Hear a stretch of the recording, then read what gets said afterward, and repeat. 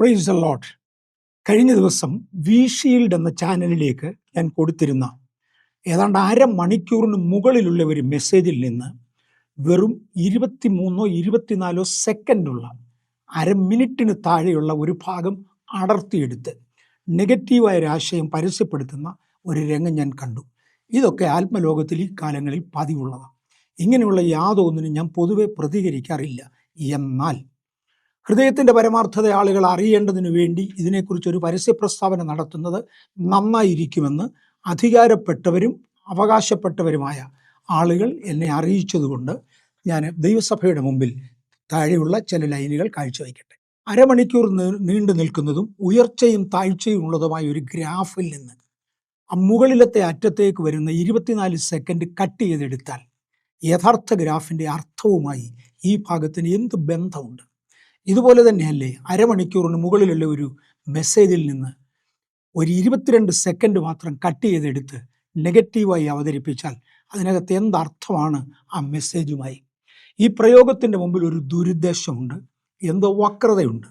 ഇതൊക്കെ പൊതുജനത്തിന് അറിയാം. അതുകൊണ്ട് വക്രത ഒഴിവാക്കുന്നവരും ദുരുദ്ദേശങ്ങളില്ലാത്തവരുമായവർ ഇതിനെക്കുറിച്ച് പ്രതികരിച്ചിട്ടേ ഇല്ല. പൊതുനിരൂപണങ്ങൾ എൻ്റെ സഭയെ ബാധിക്കാത്തിടത്തോളം, എന്നെ ബാധിക്കാത്തിടത്തോളം ഞാൻ അവയ്ക്കൊന്നും മറുപടി പറയാറില്ല, പ്രസക്തിയും കൊടുക്കാറില്ല. അവരെഴുതി അവർ വായിച്ചു, അത്ര തന്നെ. എന്നാൽ മറ്റ് പല ദൈവദാസന്മാരും സഭാ നേതാക്കന്മാരും ചെയ്യുന്നത് പോലെ തന്നെ ഞാനും അതിൽ നിന്ന് വർജനം ആചരിച്ചിരിക്കുകയാണ്. എന്നോട് അധികാരപ്പെട്ട ഒരാൾ ഒരു മറുപടി കൊടുക്കാൻ ആവശ്യപ്പെട്ടത്.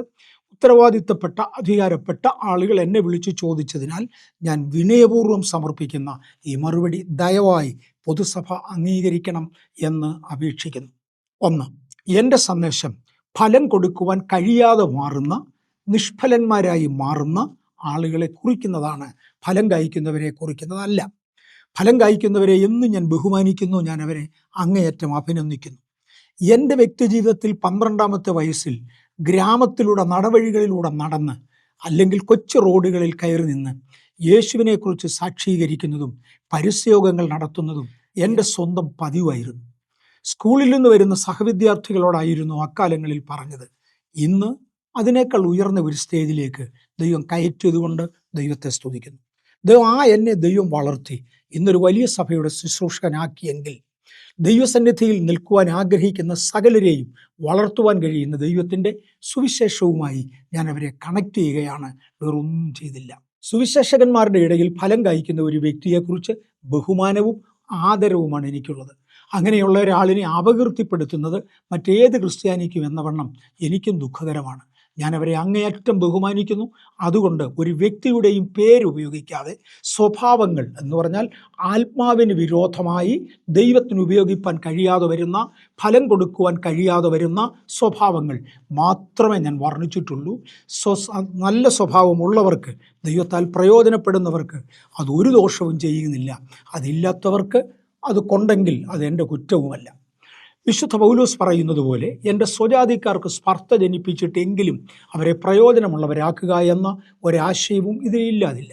റോമാലേഖനം 11-ാം അധ്യായം 13-14 വാക്യങ്ങളിൽ ഞാൻ എൻ്റെ സ്വജാതിക്കാർക്ക് വല്ലവിധേനയും സ്പർദ്ധ ജനിപ്പിച്ച് അവരിൽ ചിലരെ രക്ഷിക്കാമെങ്കിലോ എന്ന് വെച്ച് തന്നെ ഞാൻ എൻ്റെ ശുശ്രൂഷയെ പുകഴ്ത്തുന്നു. രണ്ടാമത് എനിക്ക് പറയുവാനുള്ളത്, ദൈവസഭ ഭൗതികമായും ആത്മീയമായും എല്ലാ മാനദണ്ഡത്തിലും വളരണമെന്നും അംഗസംഖ്യയിൽ അഥവാ എണ്ണത്തിൽ വർദ്ധിക്കണമെന്നും ആത്മീക മാനദണ്ഡത്തിലും ഭൗതിക മാനദണ്ഡത്തിലും അവർ ഉന്നതരായിരിക്കണമെന്നും നൽകുന്നതായ ശ്രവിക്കുന്നതായ സന്ദേശങ്ങൾ ലോകോത്തമം ആയിരിക്കണമെന്നും വ്യാപരിക്കുന്ന കൃപാവരങ്ങൾ കളങ്കമില്ലാത്തതായിരിക്കണമെന്നും ശക്തമായിരിക്കണമെന്നും ഞാൻ ആഗ്രഹിക്കുന്നു.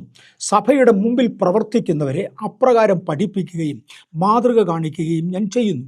അതിനുവേണ്ടി ശ്രമിക്കുന്ന സഭാ ശുശ്രൂഷകന്മാരിൽ ഒരുവനാണ് ഞാൻ. സഭാ ശുശ്രൂഷകനായി ആത്മഗോളത്തിൽ ജനിച്ചു വീണതല്ല.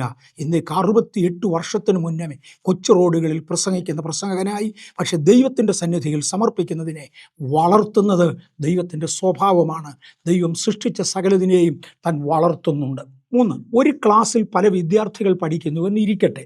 അതിൽ ഒരുവൻ 5 മാർക്കിൽ കൂടുതൽ വരും വാങ്ങാറില്ല, മറ്റൊരുത്തൻ 95 മാർക്കിൽ കുറയാതെ വാങ്ങുന്നു എന്നും ഇരിക്കട്ടെ.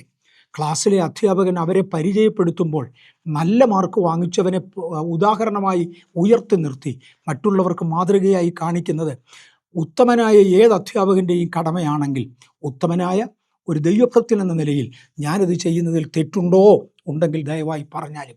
4, ഞാൻ ഈ സന്ദേശം കൊടുത്തത് വി ഷീൽഡ് എന്ന ചാനലിന് വേണ്ടിയാണ്. വി ഷീൽഡ് എന്ന ചാനലിൻ്റെ ഉദ്ദേശം തന്നെ അംഗസംഖ്യയിലും ഗുണമേന്മയിലും സഭകൾ വളർത്തുകയും സഭയ്ക്ക് വേണ്ടി രാപകൽ അധ്വാനിക്കുകയും അധ്വാനം സ്വർഗം അംഗീകരിക്കുകയും ചെയ്ത് വളർന്ന സഭയിലുള്ള ദൈവത്തിൻ്റെ ദാസീദാസന്മാർക്ക് വിപരീതമായി ചില ലോകശക്തികൾ, പൈശാചിക വ്യാപാരങ്ങൾ എഴുന്നേറ്റ് അവരെ മുറിവേൽപ്പിക്കുകയും അങ്ങനെ ആഘാതമേറ്റ ദൈവദാസന്മാർ ചിലർ മുരടിച്ചു മാറുകയും വേറെ ചിലർ അവരുടെ കൃപാവരങ്ങൾ കൈകാര്യം ചെയ്യുവാൻ ഭയപ്പെടുകയും വരെ ചെയ്ത് പിന്തിരിഞ്ഞവർ വരെ എനിക്കറിയാം. ഇനി അങ്ങനെ സംഭവിക്കാതെ എന്നാൽ കഴിയുന്നത് ചെയ്യുക എന്ന ആശയം എനിക്കുണ്ട്. മറ്റേതും ദൈവകൃപയുള്ള ക്രിസ്ത്യാനിക്കും എന്ന വണ്ണം ഞാനത് ചെയ്യുന്നതിൽ ആർക്കെങ്കിലും പ്രയാസമുണ്ടെങ്കിൽ ദയവായി പറഞ്ഞാലും. എന്തുകൊണ്ടാണ് ശത്രു ഇത് ചെയ്യുന്നത്? ഒന്നാമതായി, അപ്പോസ്തല പ്രവൃത്തികളുടെ പുസ്തകം 13-ാം അധ്യായത്തിൻ്റെ 45-ാമത്തെ വാക്യത്തിൽ യഹൂദന്മാരോ പുരുഷാരത്തെ കണ്ടു അസൂയ നിറഞ്ഞവരായി ദുഷിച്ചുകൊണ്ട് പൗലോസ് സംസാരിക്കുന്നതിന് എതിർ പറഞ്ഞു. പൗലോസ് സംസാരിക്കുന്ന ക്രിസ്തുവിൻ്റെ നാമത്തെ ഉയർത്തുന്നതിൽ പലർക്കും വൈരാഗ്യമുണ്ട്. അതിന് നേരിട്ട് എതിർക്കുവാൻ കഴിവില്ലാത്തതിനാൽ ദൂഷണം പറഞ്ഞുകൊണ്ട് എതിർത്തു. അസൂയയായിരുന്നു ഇതിൻ്റെ കാരണം. മറ്റുള്ളിടത്തുള്ളതിനേക്കാൾ കൂടുതൽ ആൾക്കൂട്ടം എവിടെയെങ്കിലും കണ്ടാൽ, കൂടുതൽ ആളുകൾ ക്രിസ്തുവിന് വേണ്ടി പ്രയോജനപ്പെടുന്നത് കണ്ടാൽ അത് കഴിയാത്തവന് അസൂയ ഉണ്ടാകുന്നതിൽ നമുക്ക് മനസ്സിലാകുന്നതേ ഉള്ളൂ. ശരിക്കും മാനസാന്തരപ്പെട്ടാൽ ഈ അസൂയയുടെ സ്വഭാവം മാറും. അതല്ലാത്തിടത്തോളം ഇത് കാണും. മത്തായിയുടെ സുവിശേഷം 27-ാം അധ്യായത്തിൻ്റെ 18-ാമത്തെ വാക്യത്തിൽ പീലാത്തോസിന് യേശുവിനെ ഏൽപ്പിച്ചു കൊടുത്തത് അസൂയ നിമിത്തമാണ്. പഴയ നിയമത്തിലെ ജോസഫിനെ അസൂയ നിമിത്തമാണ് സഹോദരന്മാർ പൊട്ടക്കിണറ്റിൽ തള്ളിയത്. ഇത് അസൂയ ഇന്നുമുണ്ട്. കണ്ട പൊട്ടക്കിണറ്റിലൊക്കെ വലിച്ചെറിയും. ചിലപ്പോൾ വല്ല ശാപവുമായെന്നും വരാം. ഉൽപ്പത്തി പുസ്തകം 16-ാം അധ്യായത്തിൻ്റെ 14-ാമത്തെ വാക്യത്തിൽ അവൻ കാട്ടുകഴുതയെ പോലെയുള്ള മനുഷ്യനായിരിക്കുമെന്നും അവൻ്റെ കൈ എല്ലാവർക്കും വിരോധമായും എല്ലാവരുടെയും കൈ അവന് വിരോധമായും ഇരിക്കും, അവൻ തൻ്റെ സകല സഹോദരന്മാർക്കും എതിരെ പാർക്കും എന്ന് ഹാഗാറിനെ വിളിച്ച് ദൈവത്തിൻ്റെ ദൂതൻ പറഞ്ഞത് അനുഗ്രഹമോ ശാപമോ എനിക്ക് അറിഞ്ഞുകൂടാ. രണ്ടായാലും കൂട്ടുദാസന്മാർക്കെതിരെ അപവാദം പറയുന്ന അപവാദി അന്നുമുണ്ട് ഇന്നുമുണ്ട്. ആ അപവാദിയോട് എതിർത്ത് നിൽക്കുന്നതാണ് എൻ്റെ ധർമ്മം എന്ന് കരുതുന്നു. അതുകൊണ്ട് പറഞ്ഞുപോയതാ പാസ്റ്ററെ, ഈ ആശയം വേറൊരാശയം ഞാൻ പറഞ്ഞിട്ടില്ല. ഇനി നമ്മുടെ കർത്താവായ യേശു ക്രിസ്തു സംസാരിച്ച വചനങ്ങൾ നോക്കിയാൽ, നിങ്ങൾ പുറപ്പെട്ട് സർവ്വസൃഷ്ടിയോടും സുവിശേഷം പ്രസംഗിക്കണം, വിശ്വസിക്കുന്നവനെ പിതാവിൻ്റെയും പുത്രൻ്റെയും പരിശുദ്ധാത്മാവിൻ്റെയും നാമത്തിൽ സ്നാനപ്പെടുത്തി ശിഷ്യരാക്കി കൊള്ളണം എന്നാണ് പറഞ്ഞത്. പറഞ്ഞു പോകുവാൻ മാത്രമല്ല, സ്നാനത്തിലേക്കും ശിഷ്യത്വത്തിലേക്കും ജനത്തെ നയിക്കേണ്ടതിന് നാം കടപ്പെട്ടവരാണ് എന്ന ബോധം നമ്മുടെ ഉള്ളിൽ ഉണ്ടെങ്കിൽ നമുക്കങ്ങനെ പ്രയോജനപ്പെടുവാൻ കഴിയും. അത് ആ കൽപ്പന കംപ്ലീറ്റ് ആകണമെങ്കിൽ ഈ ഘടകങ്ങളിലൂടെ നിർവഹിക്കപ്പെട്ടേ മതിയാകുകയുള്ളൂ.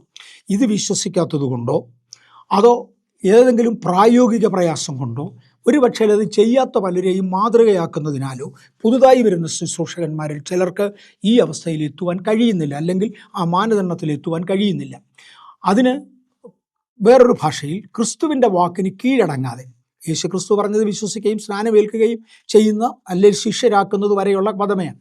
അത്രത്തിൻ്റെ ഒന്നും ആവശ്യമില്ലെന്ന് പറഞ്ഞതിനെ മോഡിഫൈ ചെയ്യാതെ, അങ്ങനെ മോഡിഫൈ ചെയ്ത ആളുകളുണ്ട്. സത്യാന്വേഷികളായ ആളുകളുടെ മുമ്പിൽ ഞാനിത് പറയട്ടെ.